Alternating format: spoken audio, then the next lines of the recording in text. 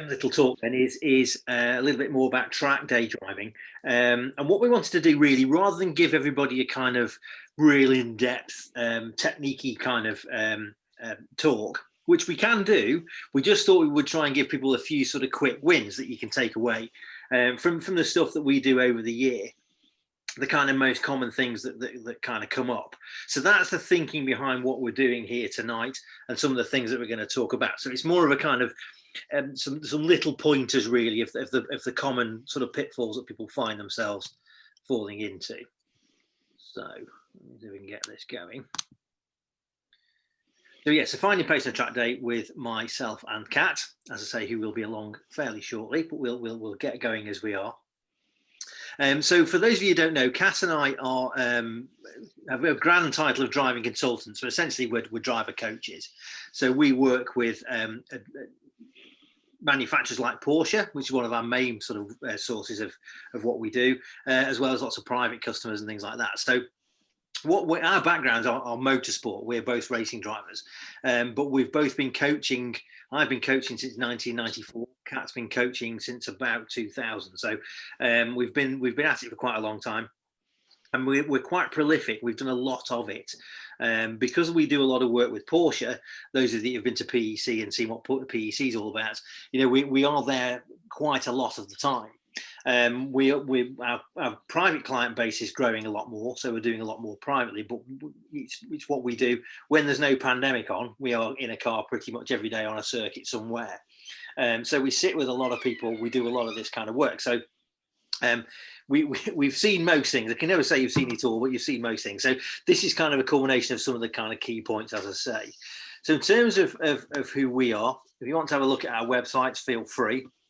We've got three of them on the go at the moment, which is Velocity Driving, which is the main one, which will explain to you about some of our sort of normal courses, so our road courses and our track courses and things like that. We've got Velocity Driving Racing website, which is more of where we work with young drivers and gentleman drivers to develop their specifically motor racing. And then we've got our simulator site. Again, feel free to go and have a little look at that. If you want any more information, feel free to email us or email Mandy at the club. She will pass anything on to us as well. So yeah, any more information about tonight or anything in general, then feel free to drop us a line. Everybody's different, so as I say, you can cover sort of a few key points, but everybody's problems, what everybody wants to get out of their racing is different. So you know, it's always worth having a chat. If you've got something specific in mind you want to achieve or you'd like to do, just give us a shout and have a chat on the phone. It's probably the best way of doing it, and we can come up with a plan from there. So Kat has joined now. Yes, hello. Sorry to be slightly late. About 5 minutes. So yeah, so there we go. So in terms of what we're going to talk about tonight then, so key things. So the first one's going to sound a little bit strange, which is slow down. We're then going to talk about the importance of exits, using vision, finding a reference, and then what brings it all together, certainly when you're away from the track, is then analysing what you're doing before and after. So they're the kind of sort of key things that we're going to talk about. So starting with slow down. So it sounds like a really strange thing to do when you're talking about driving on circuits, to slow down. I think it was Fangio who said that speed comes from slowing down. Essentially what we're talking about here, it's not so much driving the car more slowly, it's what you do as a driver in terms of how your inputs are with the car, I suppose, really. And one of the common things that we see is that people up their work rate as they go quicker. So they start to do more and more of the work themselves and try and force the car to do things as they go quicker. But of course, as the car starts to get towards the limit and it's working harder, you actually need to do less things. You need to do them more gently and more progressively. So it's not a matter of forcing the car to do things. It's finding a way of allowing the car to work. And slowing down what you're doing in terms of your inputs, dampening everything a little bit, can be quite a key part of that. One thing that we talk about a lot, Kat and I, is that we come across when we sit with people, is one of patience. So people sort of rushing what they're doing is quite a thing that we see a lot of. Yeah, it's probably the most common mistake, if I'm honest, because naturally you think, right, I need to get a move on. So of course, what do? You start trying to come off the brakes earlier, brake less, accelerate more. All really common, and almost it makes sense, doesn't it, really, in many respects. But when you actually break it down and look at it in depth, you start to appreciate that rushing it actually can prolong the corner and make it much slower than you actually first anticipated. So the car might feel like it's on edge and it might feel like it's working very hard, but that's not necessarily a good thing. And that's what we're going to kind of look into with this. Yes, absolutely. So I think when you're driving quickly, you want to drive quickly, and of course, it doesn't really work like that. Which is how the whole thing about speed comes from slowing down. That's where that comes from. What it also affects is the timing of what you're doing. And timing again is another kind of key thing. Timing and patience kind of go together, really, because what we mean by timing is just doing things at the right point for the car. So you've got to feel what the car's doing, and you've got to sort of appreciate where it is you're trying to get the car to go to. And quite often it won't be going where you want it to because your timing is wrong, because you've not been patient enough. So you can see how it still starts to compound. And it sounds like it's not really a technique. And I guess it isn't really. It's more of a kind of a philosophy and an attitude as much as anything else. But just trying to get yourself so that you're not rushing things is really quite important. Yeah, and I'm sure a lot of you guys have heard of the string theory. So how will we put this? So coming out of a corner and trying to imagine your right foot and your hands are working at exactly the same speed, exactly the same rate. So if you are straightening the wheel slowly, you want to be accelerating slowly. If you're straightening the wheel quickly, you want to be accelerating quickly. Now that sounds obvious, I appreciate, but of course your eyes are up ahead, you're feeling the car, you're wanting to push, and it is so easy to mistime that, and it doesn't need to be by much. That's the thing, we're not talking about massive amounts here. So you could be driving really well, but we still need to progress that and perfect that, and that's where this comes in. So you can have quite big gains on track days looking at quite small areas at times. So even if you really understand it well, it's something that can always be perfected, and you might not appreciate at times how impatient you're being coming out of it. Might be hairpins, whatever it might be. So yeah, it's certainly it's areas that sound simple, but that you can really keep perfecting. Absolutely. A kind of follow on from that really is looking a little bit at smoothness. Now, smoothness is a bit of a funny one, really, because obviously I think most people that are sitting listening to this understand the importance of doing things smoothly. But quite often what we find as well is if somebody, they work quite hard at doing things smoothly, they end up then actually doing them a little bit too slowly. So the rate at which they're moving their bodies isn't quite right. So that's another difficult thing to get your head around. So while you're trying to do things patiently and you're trying to do them smoothly, you've also got to do them at the right rate. A good example of that, the thing that Kat was talking about then with the string theory, as you come out of a corner, of not taking too long to take the steering load off of the car. You can do things quite smoothly and still do them quickly, and that takes a bit of practice. But again, it's another thing that you can focus on. You can do this on the road. You don't need to be on a track day to do it. You can practice doing things smoothly and progressively, but speeding up the doing them, but not affecting the car, if that makes sense. You know, and again, there's a big gain to be had there. Absolutely. I think it's something that certainly working with people, the most common thing is be smoother. But of course, there is a fine balance of being smooth, but also being positive and still trying to make that progression, I suppose. So it's a fine balance, but that's the thing, is you can actually straighten the steering wheel quickly, accelerate quickly, and brake quickly and firmly, and come off the brakes all actually a really smooth rate. And that's the thing, is you still might be positive, but everything is happening very smoothly. And okay, that might be something that at the moment you may need to go into us with more detail to feel really happy with the ins and outs of those details. But yeah, that's what you're aiming for, isn't it? Is to be as smooth as possible, but in a positive manner. Absolutely, absolutely. And what all of this does, it helps to get you ahead of what's going on, really. So people being behind the action can be quite a common thing that we see, where the car's doing things and they're not expecting it. And car only does what you tell it. So it'll be doing something you've asked it to do, but it's whether you've understood that, and whether you're ahead of what the car's going to do next. So by slowing everything down a little bit and trying to create some time for yourself, it gets easier to get yourself ahead of the car. At least that's the that's the kind of theory, if you like. Yeah. So what we've got a couple of little films here, which are fairly entertaining, which are kind of all these things really in a nutshell, really. So you've got a couple of guys here who are doing all of these things. They're not being patient.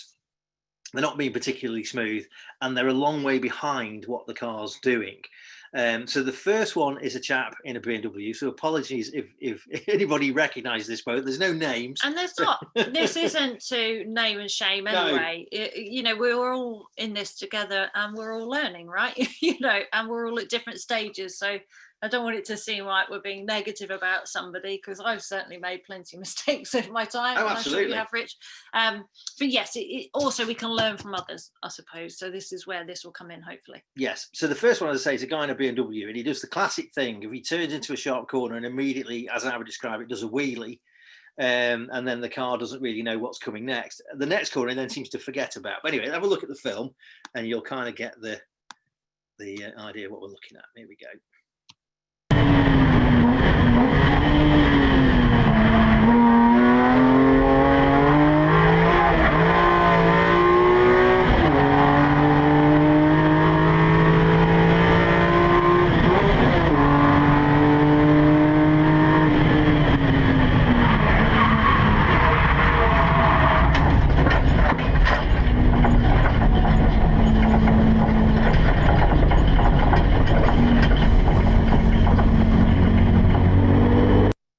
So there you go. So you could see he was behind what was happening there a little bit. So obviously that's Alton Park. So the last corner there, Lodge, he kind of turned in, and he got away with that quite well, actually.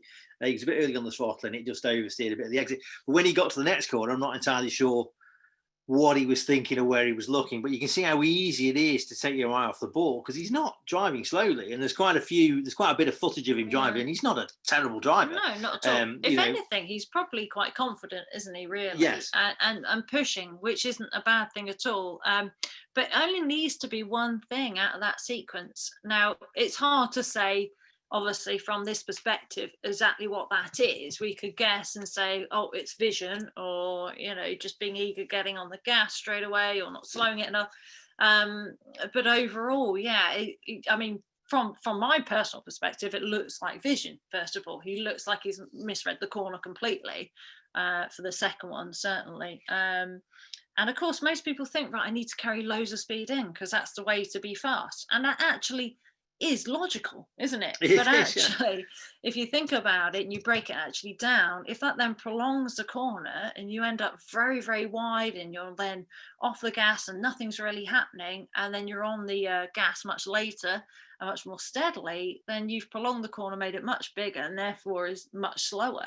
So yeah, it's kind of breaking it down a little bit more, and this is where we can learn from each other and work out really what's happened there.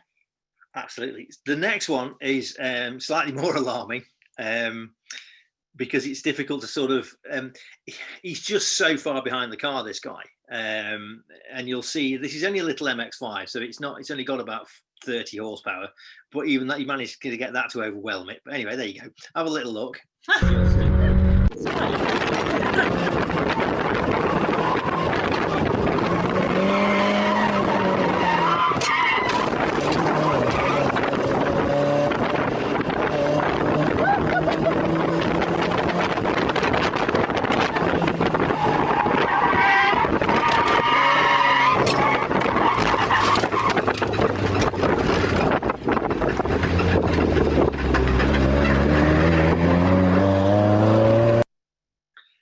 So there you go. So clearly not a Porsche Club day. Mind you, well, there's a Porsche in front. Absolutely. Well, he's got past him. Yeah, he's got past him. Yeah, you can see there, though, perhaps potentially, not a lot of thought going into it, but a lot of confidence. And it's a fine balance. You want to have confidence, but that knowledge at the same time. And like I said, everybody has to learn. But from certainly where I'm sat, it looks like he's trying to carry too much speed in, then lifting and turning very aggressively. So of course the back of the car is very light and it's wanting to swap ends. So but you could break that down massively and think, okay, so where's he looking in the first place? And start with that first of all. What's his understanding of how to get the quick gain? So is he thinking the entrance is where he needs to be attacking, when actually it's the exit, which we're going to look at very shortly? Yes, there's lots to look at there, but you have to learn from this. You know, and like I said, everybody has to start somewhere. Absolutely. So you segued nicely in there to the next bit, which is if you wanted to give somebody one thing that was going to give them a real quick win when they're on a track day, it is to focus on the exit of the corner. If you talk to any professional racing driver and ask them what's the most important part of a corner, they will pretty much all tell you the exit. Some of them will argue it's the entry because that sets the exit up, but you know that's me being pedantic. But the guy with the MX-5 there essentially is barreling in with a load of speed. Of course, he's not getting an exit because he's on the grass and the car's out of control and everything else. Which is almost a shame because it's obviously very brave and bold and happy to try and push the limits. So there's a lot of ingredients there that is a good thing for a racing driver, but it's learning how to channel it. He's ballsy, yeah learning how to channel it, I suppose. But yeah, importance of exits, and this is something that we discuss all the time with drivers, because the most common mistake, and I've done it and I've been there, is you think, right, let's carry loads of entry in. I've got to be quick, so I must push the entries. But of course, if it ruins the rest of the corner and then you're coming out massively wide on the exit and not really getting the power down, especially coming onto something like you look at this picture here, coming onto a straight, you can be losing massive amount of time, you know, rather than gaining what you need. So absolutely, So this is Mulsanne Corner at Le Mans. So Le Mans is nearly 9 miles round, so there's an awful lot of straights. So if you can spend if you can shorten how long you're spending going down straight, you know, by going down them more quickly, you're going to have a lap time gain. So the aim of concentrating on your exits as much as anything is to shorten the corners so that you lengthen the straight. So what I mean by that is a car's always happy when it's in a straight line. They're the fast bits of the racetrack. So the more time you can spend in a straight line, not going around a corner, the better. So if you come in a little bit too quickly, and like we were saying before about the patience and the timing and everything else, where that tends to cost you time a lot is because it makes the corners go on for too long. Where if you concentrate on getting a good exit, what you'll do is you'll spend less time going around the corner and you'll spend more time blasting down the straight. It's almost like a drag race between the corners. So that's why the exits are so important. Because if you imagine now this straight here, so you come out of the Mulsanne corner, and the next thing you know, if you're in a P1 car, a 919 or something, you're now going to do 200 miles an hour for about the next 2 minutes. It's a very, very long way to the next braking point. It's about 2.5 miles. So if you can get a better exit from this corner, you're going to save yourself a huge amount of time. But you're not really going to save that amount of time if you carry more speed into the corner. You know, it's the gains are not there. So you kind of compromise a little bit on the way in. You set yourself up to get yourself a good exit. And that's exactly it, isn't it? And we'll look at this later, where you make sacrifices, because there's always a trade-off, right? It is, unfortunately, there always is. So you do have to look at where's your biggest wins, where's your biggest gains. And we're going to look at that a bit later with an overall map and going through kind of, okay, what do you guys think? Where you're going to sacrifice and where you're going to gain. So we'll go into that more. So so make the exit your priority and set yourself up for the exit. So we thought about spending a bit of time talking about braking, but we think that's probably a little bit more advanced, and it's more difficult to do. It's not a quick win working on your braking. This is more about things that you could take away and you could do tomorrow. It's harder to do that with braking. So essentially, if you think of slow in, fast out, that's essentially what you're trying to do. You're trying to set yourself up to get yourself a good exit, if that makes any kind of sense at all. Yeah, absolutely. Yeah. So we have a little film we'll explain more about this, who this chap is, in a second. But what we wanted to show you was how cleanly he gets his 2 exits. So this is Donington on the full circuit. It's just the loop. Yeah. So just to have a look at, actually, I suppose this is perhaps a harsh comparison in some respects. This is a very experienced driver, but just watch everything he does. So from, you know, how he sets the car up on the entry, where he's apexing, how he's straightening out the exits, the way he's feeding the power in. Just try and take in as much as you possibly can. It's only a short clip, but as best you can. Yeah.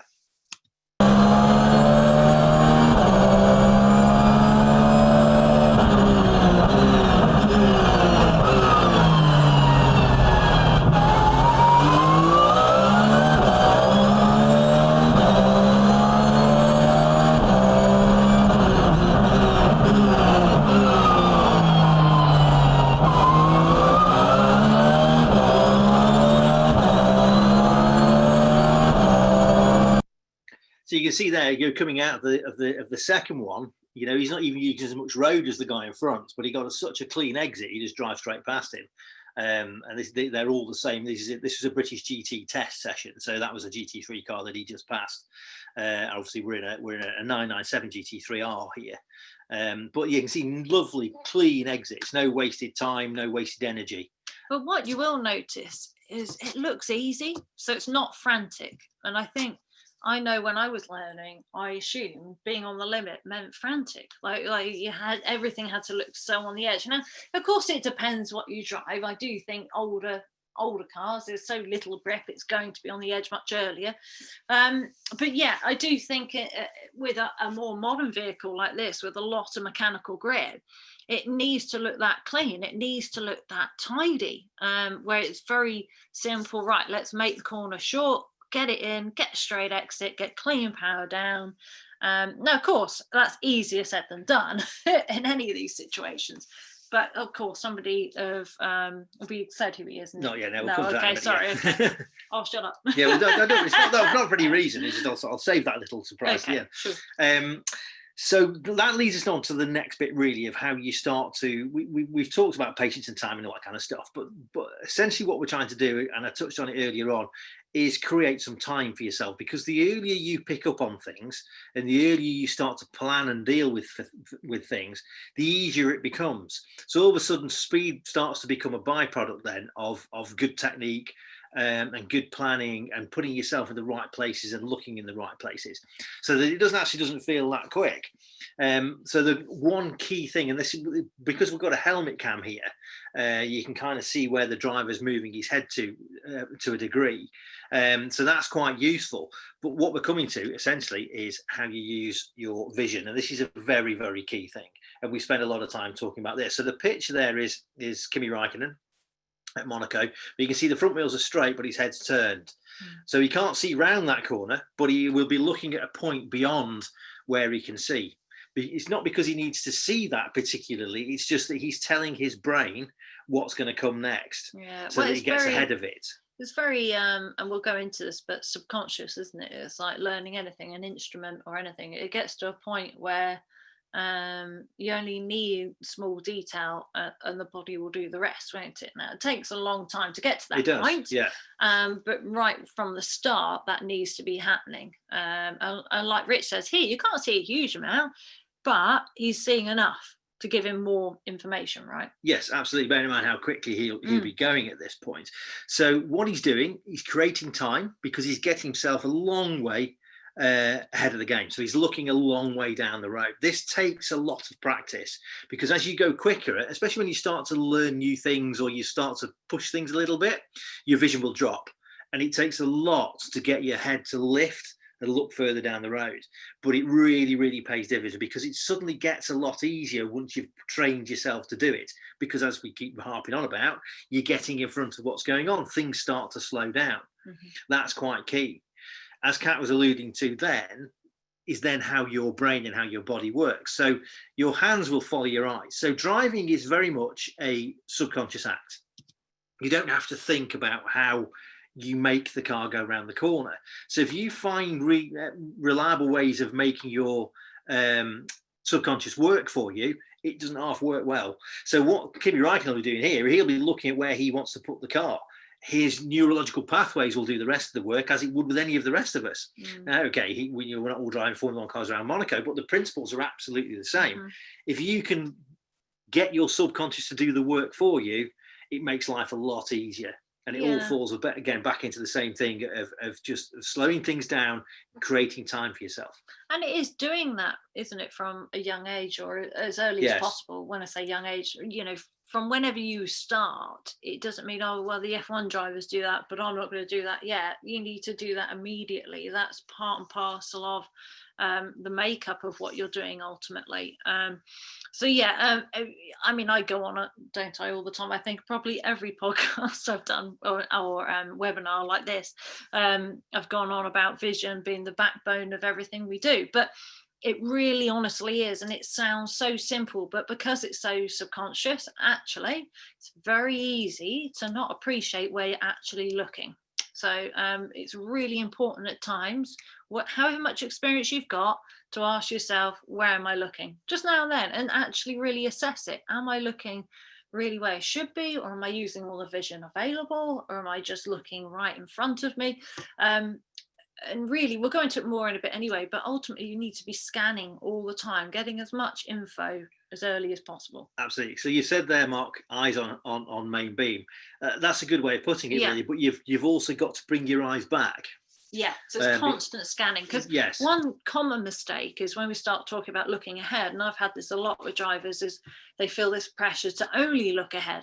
And it's like, well, actually, in fairness, as much as you might try and look into the distance all the time and use your peripheral vision in between, you still need to drop your eyes. You still need to look back towards where you're aiming the car, you know, so entries, mid, exit, and beyond. So it's just scanning all the time, and it sounds simple, but actually it's very hard to be consistent at. Yeah, absolutely. And by the way, guys, if you have any questions, just type them in. Please do. It's an interactive session, so you know, anything, go for it, and we'll answer as much as we can as we go along. So no biggie there. So little picture here. So on board with a Ferrari GT3 car here. A bit of a Ferrari theme to this bit. So what we're looking at here, you can see obviously the two dots. The red dot is quite often where people will drop their vision to. Like the guy in the BMW, that's probably where he was looking, was just in front of the car. Now, obviously, the green dot is where you should be looking. So right the way down the road towards where the apex is. So what you'd find is if you did that, you'd probably find your judgment of your braking would be a lot more accurate than if you tried to do it by looking immediately in front of the car. So just by looking where you want the car to be, and as you approach the apex, what you do then is lift your eyes and flick your eyes further through the corner, so that your subconscious is then moving on to the next part of the process, if you like. So you're getting yourself ahead of that little bit of what's coming next, slowing things down, getting things ahead of yourself. So the film that we showed you with the guy in the 911, obviously that was a helmet cam and it was moving around a little bit. So what we thought we'd do, I found this bit of film a couple of years ago, and a few Formula 1 drivers tried some, they were basically glasses that they put on, but they were cameras. So they found them a bit awkward, but it worked quite well. So we found a bit of film of, I think it's Pierre Gasly doing an installation lap around Monaco, and he's wearing glasses, which he didn't like because he found them uncomfortable. But it's kind of the next level. So you see exactly what he looks at. Yeah. And one thing I will say is he's not going quickly. But what is interesting, even at steady speed, how far ahead he's looking. Yes. You know, and how early his head turns before the car does. Yeah. And the faster you get, obviously, the more important that becomes. So the more he'll exaggerate that. So yeah, just take it in. I wouldn't say it's super exciting, but take it in. It's and quite a cool bit of film. But yeah. Anyway, have a little look.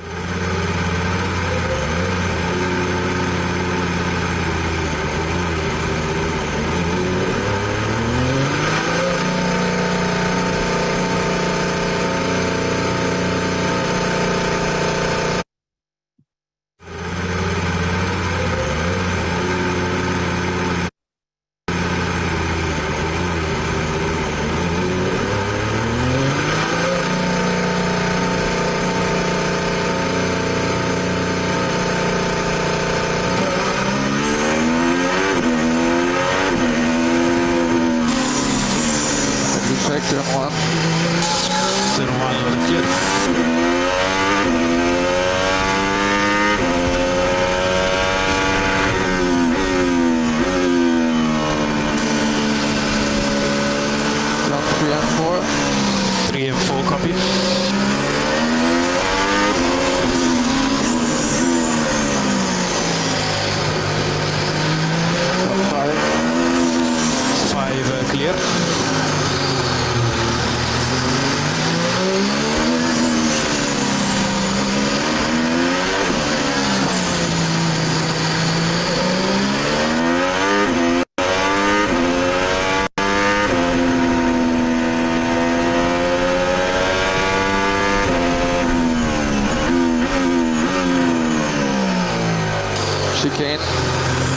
Now we're clear.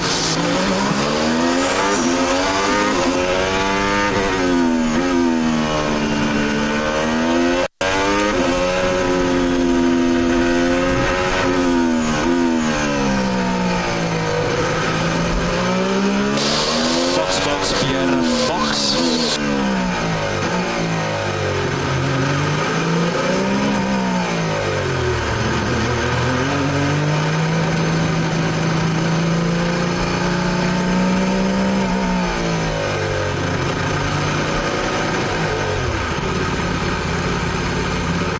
So we gather that didn't work for everybody, but Yeah. we'll see if we can get. That's a bit of a shame, isn't it? Because the other ones have worked all right. Yeah, typical. There you go. Yeah, okay. So hopefully it gives you a little bit of an idea. I appreciate that didn't go quite to plan. That's the problem with the videos. You test them, it seems fine, and then yeah, then it does it in little freeze pictures, doesn't it? Yes. Let me just see what my settings are up here. If I've got a... Well, it was working before, and the others have, so I won't worry. Yeah, I just wonder if it was. Oh, I'm sure it'll be fine. No, I think it's probably just that video. I won't worry. I won't worry. Yeah. Exactly. Anyway, there we go. So yes, on to the next bit then. So hopefully it gives you an idea, though. Even if you saw just him, even his helmet tilting very far left before the left-hander, you know, or even just a steady lap doing a radio check and just warming the car up. And of course, the faster you go, the more important that becomes, and the earlier you need to look. And it just really highlights all of that ultimately. And it doesn't matter what you're driving, just because he's in an F1 car, it doesn't mean anything. It's so important to really keep, you know, using that vision as best as possible. And I know we go on about it a lot and it sounds so simple, but it's actually something that most people, when we're teaching, think they're doing better than they are, because it's so subconscious. Yes. That's where that comes in, and it's great, but can also get in the way. Yes, yeah, absolutely. So on to the next bit then, is again another good one for quick wins on track days, is to find yourself some good reference points. Quite often, when, like Kat was saying before, you say to somebody, so what are you looking at, or what are you looking for? People quite often don't have an answer. So by finding yourself some reference points, that first of all, it takes care of that, because it gives you something to look for. But then that other things start to fall into place then, and it does the same thing we were saying before about it creates time, because you get yourself ahead of the action. Like you can see this little picture here where you've got a 50-yard marker. Now we're pretty close to the corner in this picture here. But you can see how if you're heading down the straight, you think, right, well, I know I can brake at the 50-yard marker and the car's going to stop nicely. So then all of a sudden that becomes something you don't have to worry about too much, because what it does, it creates time, it creates consistency, because you can keep repeating it. And it does the same thing before of getting you ahead of what's coming on. It helps with your vision, because as I say, from back down on the straight, you can see where you're trying to get the car, what you're going to do next, what your next reference point's going to be. And it helps then to break down the technique. So in other words, you know, you can start to think, right, I need to brake at this point. Now I can start to look at my next, so I've got that bit, I can now start to look at my next reference point. So then you've turned the car in, you then start to look for your exit reference point, and so on and so forth. So the circuit starts to break down into little bits. So then you can start to piece it together. And as you get to know the circuit and you get familiar with it, you know, your reference points and things will change, but it doesn't half make life easier. You think if you go to a racing school, for example, and quite often they do it on track days, is they put the marker cones out. And all they are is just very obvious reference points. Which I think you know, I think reference points are very good, aren't they, for specifics? But one thing I would be careful of with reference points is you go to one circuit and you learn where to brake at that specific point for those conditions. So, so in other words, reference points move, don't they, all the time? Yes. So one thing I would say is they're brilliant, especially if your vision is poor or it's a corner you particularly struggle with and you need that consistency. But just bear in mind that conditions change, so reference points change. So like as best as possible, we'll teach people without reference points and then add those in at the end. So I know that's very different to what most people would do initially, is actually let's join the dots and, you know, you brake here, turn here, accelerate there.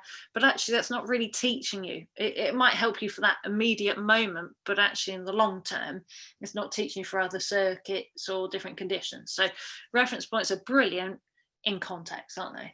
That's right. So they're good for piecing things together. So, you know, like we were saying before about the consistency. So you think, okay, well, I need to make sure I get that apex there or whatever it is. But exactly right, they do move around. And of course, if you're offline because you've done an overtake or somebody's overtaking you, then you've got to apply them with a little bit of common sense. But they can really help you to sort of develop what you're doing a little bit. In terms of some of the reference points you can use, obviously you've got the marker board there. Hang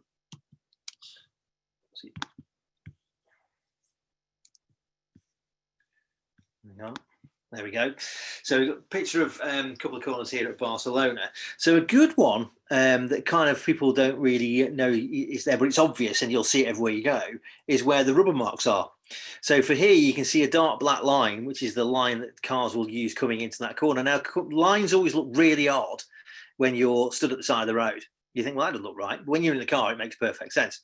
But also, if you look further round the corner, you'll see where the rubber is on the curb. So that is a really, really good reference point. So once you've got that, you can then look across to the next curb. So you're getting ahead with your vision as to where the next bit of rubber is. And you know then, so as we were saying before about how it can be a really useful guide, that's where you know you're going to try and get the car. So as you're coming into the corner, you're looking at that rubbered in bit and think, okay, right, if I just kiss that, that's going to be about right. Same with the next one, but you'll naturally set the car up to take the right line to clip that next little bit. So you can see how it all starts to piece the corners together for you. But then if you look at the exit of the second one, you'll see like an orange mark on the wall. So quite often when you talk to racing drivers, what they'll do is they'll look up for things like that, which are off the road. But what it does, it lines the car up with the next bit. So lots of little bits of reference points that you can use. And quite often if you talk to locals, so local instructors or people that know the circuit well, you'll be amazed what little bits of detail they've got that they can tell you about. A good one is at Alton, which is my home track.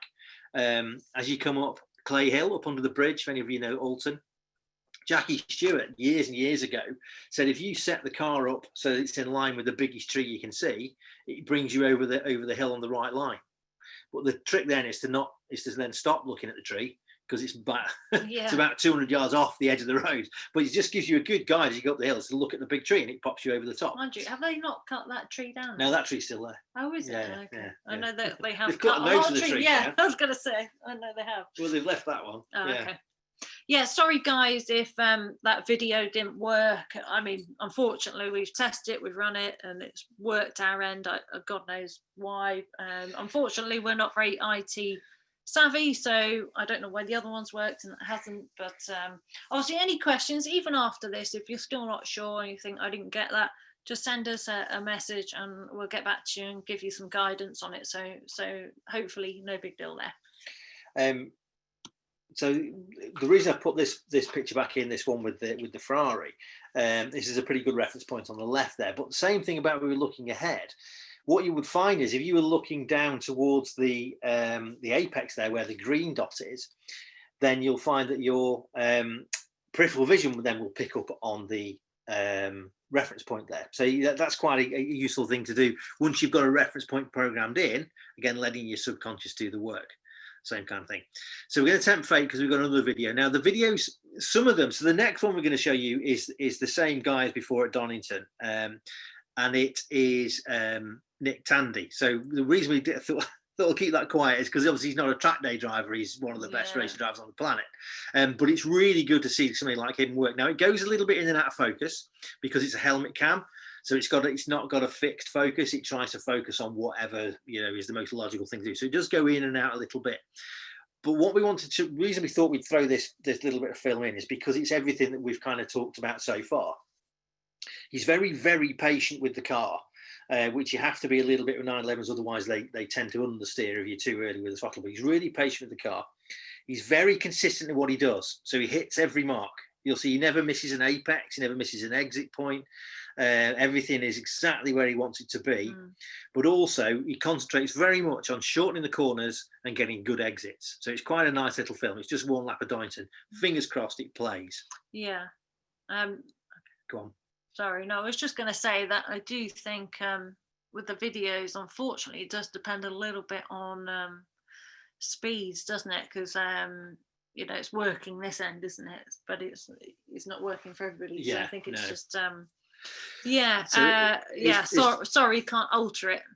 Is turning point more important than braking? Because I was thinking, well, I wouldn't say it was more important because your turning point can alter a little bit as well.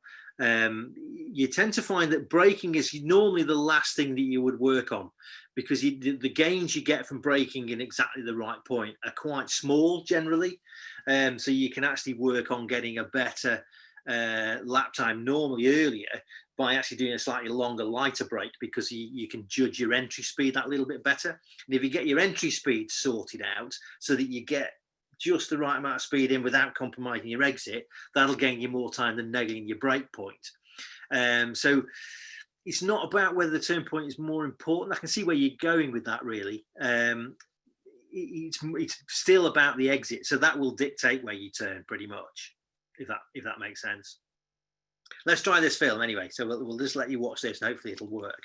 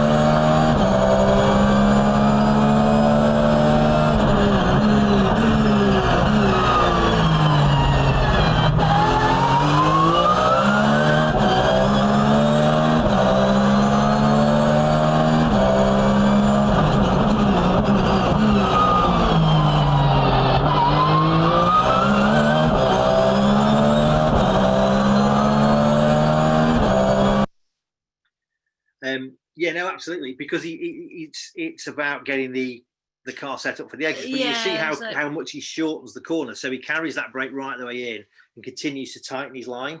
Absolutely. And then gets rid of it on the way out. Absolutely. So to Jason, absolutely.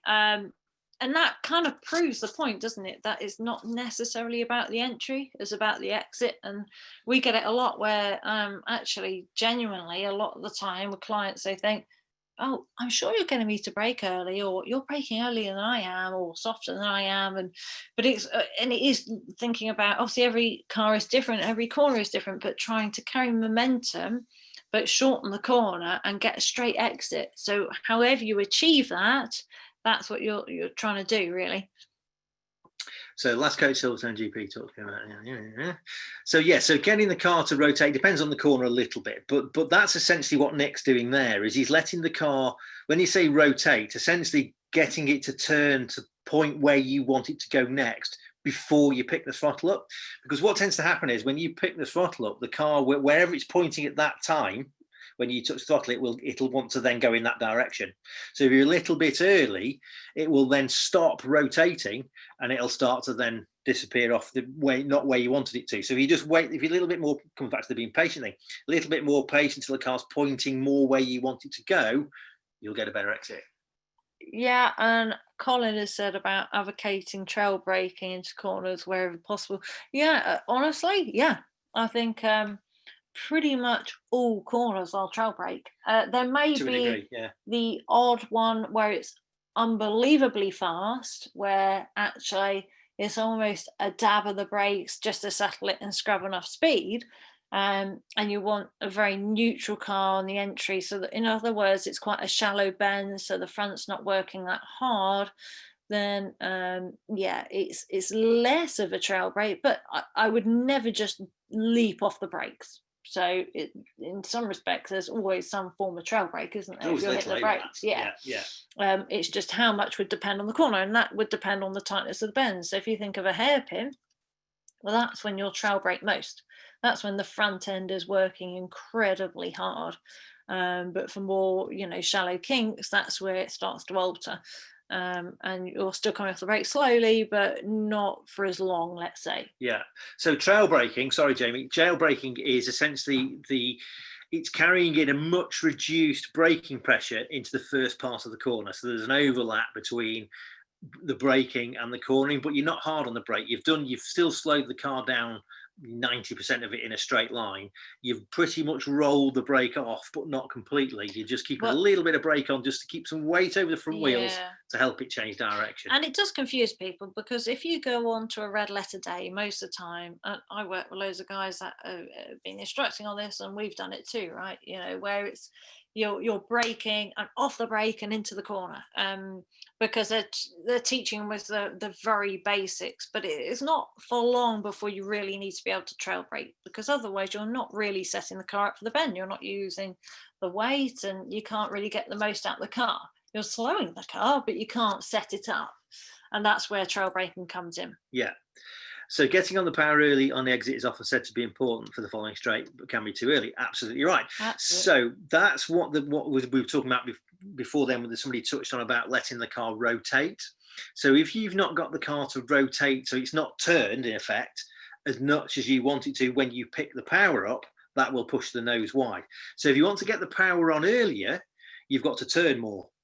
And that's where the compromise comes in. So you'd have to take a little bit more speed off, so you can take a slightly tighter line so that you can open the steering out earlier and therefore get the power on. Because you can only get the power on as you open the steering out, whether you're in a Nissan Micra or a Red Bull.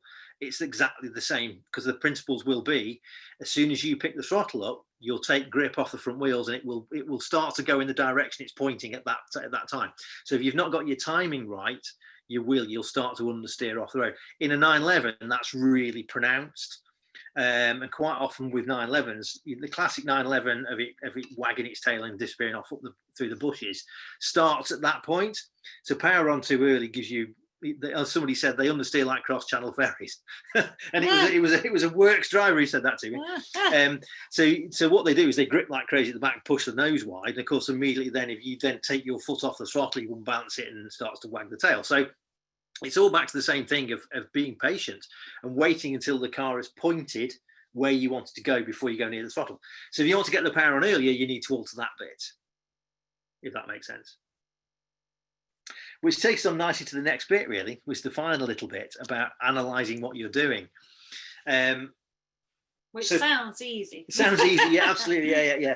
And we'll explain a little bit as we go through this little bit. But essentially, what we're trying to get people to do is just think a little bit about what they're doing. So rather than going out and doing half an hour, 40 minutes pounding round, it's just being a little bit more analytical about what you're doing, about how you're sort of driving the car, what's working, what isn't, what you're happy with, what you're not happy with. So you're thinking about what you're doing. You're also feeling what the car's doing. So all this stuff that we're talking now about picking up the throttle early and all that kind of stuff, a lot of that has to do with feel. So if the car doesn't feel happy, it will tell you when it's ready for the throttle. So sorry to read this question. So would you actually lift slightly in the corner? It depends on the car a little bit, really. If you've got, I would agree with that. It just depends, absolutely. Sorry, you were just about to say, but it does depend. So the faster the corner, the less you'll do that. But if it was a hairpin or something like that, and you really need the nose to react quickly and get that straighter exit, absolutely. So yeah, you can lift slightly to cause the weight to move forwards and of course the front to bite and rotate the car. But anywhere where it is faster, you have to be very, very careful how you do that. So most of the time it's the slower, more technical, tighter, twisty bits, isn't it? Yes. So you're just trying to get the front to work more than anything else, trying to get the front to turn. But like you say, if you're in if you're in a quick corner and you lift to try and get it to tighten its nose, just be aware of what it is you're asking the car to do, I guess. Mm-hmm. But yeah, good question. Absolutely. So yeah, so so be honest with yourself, which again is another thing people talk themselves into things, but actually be honest. It's not, it's your driving, so you think to yourself, actually, I'm not happy with that bit, and I could do with some help. Then absolutely go and get it.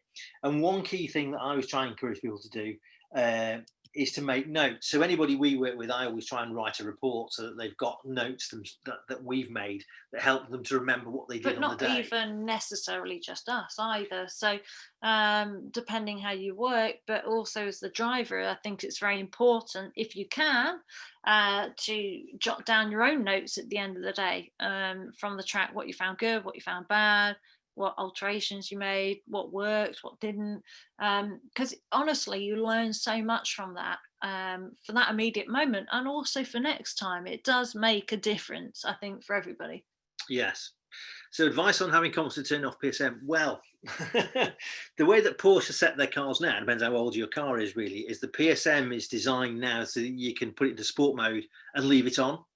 The problem with PSM when it's in road mode is it can get your brakes hot because it's using the brakes to manage things.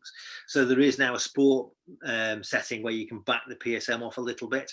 But in all honesty, you can drive very, very quickly with PSM on.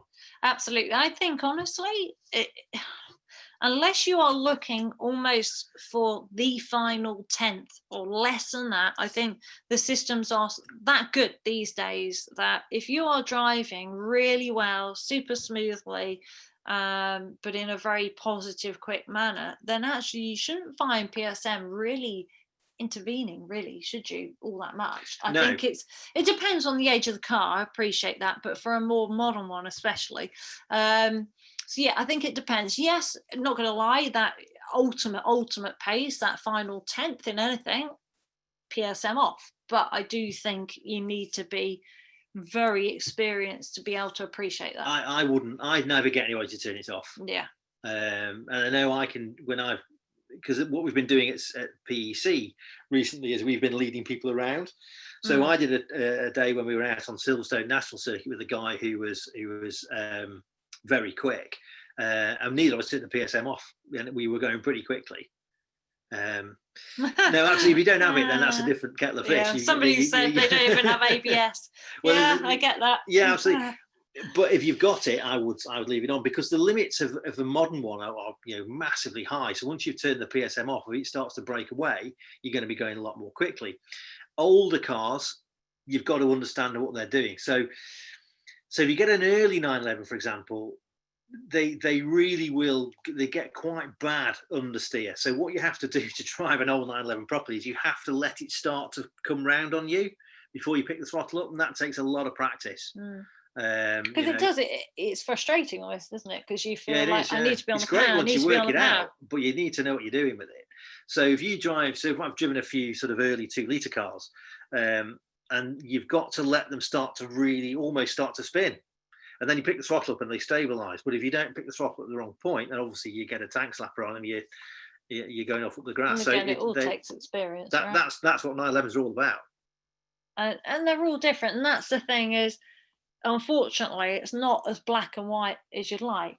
Get tuition and think, right, I know this now, that's how to do it. But it does depend completely what you're in, even the conditions, the track. But it gives you a good grounding, I think, and then you can experiment with that within reason. But yeah, turning things off, I think you have to be very careful and aware of what you're doing and what you're trying to achieve off the back of that. Yeah, absolutely. And it's worth, if you've got an older car, thinking of doing some car control kind of courses and things. Absolutely. Learning a little bit about again, same thing, getting yourself ahead of it. If you start to know what the car's going to do before it does it, makes life a lot easier. you know, and how your inputs are affecting things, you know, so by when you lift off, what's happening and why and what's it going to do next. And yeah, I think it allows you to purposely do things wrong, so you can accelerate far too hard into the corner, understand and recognize what's happening, how that actually felt, because that's the thing, is the car's constantly talking to you, but unless somebody's gone through with what it's telling you, it is another language. So yeah, you need that, and that's where I do think the car control development stuff helps you, whatever you do, whether it's on the road, track, whatever your ambitions are, it will still massively help. so yeah, so going back to the analysis thing then, so just a couple of things that we tend to do. The first thing is we always take a map. I'm sure plenty of you do this, but maps are really useful. So obviously got Silverstone GP circuit here. So just looking at the areas that you're not happy with, so you can look at what shape they are. But I'd love to ask a question. Can we ask a question? Yeah. So what corners would be the priority around this track? So like if you had to prioritize, what do you guys reckon? Like which would be the essential ones to get, like, I don't know, a really good exit out of? Absolutely. So even when there's a sequence of corners, when you've got Maggots, Beckett's, Chapel, you know, it's thinking about where you're going to gain the biggest, or well, save, I suppose, rather than gain, save the most. And it really is the straights. So it's so easy again to focus on trying to barrel in and carry loads of speed in, but actually it's all about those exits as well. So so what we thought we'd do, just to finish off with, just a couple of ideas of things that other people do. So these are, so again, where track maps are useful. So these are professional drivers' notes. So you can see here we've got Snetterton, so you can see how where he's marked. He's got his own little code of where he's understeering, on oversteering, where he's happy with the car, where he isn't. We've got one from Mario Andretti. So obviously he's still making notes, and one from bike racing. You can see how much detail he's put on there, and they'll probably go away and write that up. But I've seen quite a few of these over the years where drivers sit down and they really go through what they've done and you know what key parts of the corner are. They then get notebooks and they write down what changes they made to the car, all kinds of stuff really. But any information you can get, it makes you think, it makes you analyze what you're doing, and that's the key thing. Is that just that analysis of what you're doing, what the car's doing, how you're affecting it, so that you're learning and developing, and you can go back and refresh your memory before you go on your next day. So there you go. So hopefully there was some useful information in there. As I say, any questions, then obviously feel free to drop us a line direct, or drop Mandy a line at the club. She'll forward anything on to us. That's what's this say.